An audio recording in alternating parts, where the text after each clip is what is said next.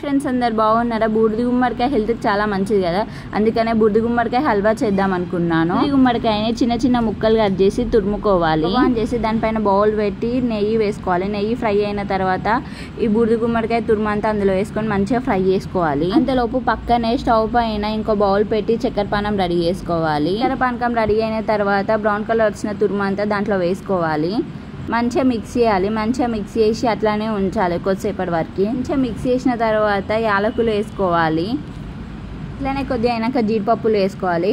మీరు జీడిపప్పులు ఫ్రై చేసుకొని వేసుకోవచ్చు, లేదా ఇట్లా డైరెక్ట్ కూడా వేసుకోవచ్చు. దాంట్లో కలర్ ఉన్న వాటర్ కలుపుకొని ఇందులో వేసుకోవాలి. మీకు ఇష్టం ఉంటే వేసుకోవచ్చు, లేదంటే లేదు, ఇది ఆప్షనల్ కలర్ అనేది. మంచిగా మిక్స్ చేసేసి ఇక కొద్దిసేపు అట్లనే ఉంచాలి. ఉంచిన తర్వాత నెయ్యి అనేది పైనకి తేలుతుంది. మంచిగా ఒక ప్లేట్లో వేసుకొని జీడిపప్పులతో గార్నిష్ చేసి ఉంటే మన హల్వా రెడీ. వీడియో నచ్చినట్లయితే లైక్ చేయండి, నా ఛానల్ని సబ్స్క్రైబ్ చేసుకోండి.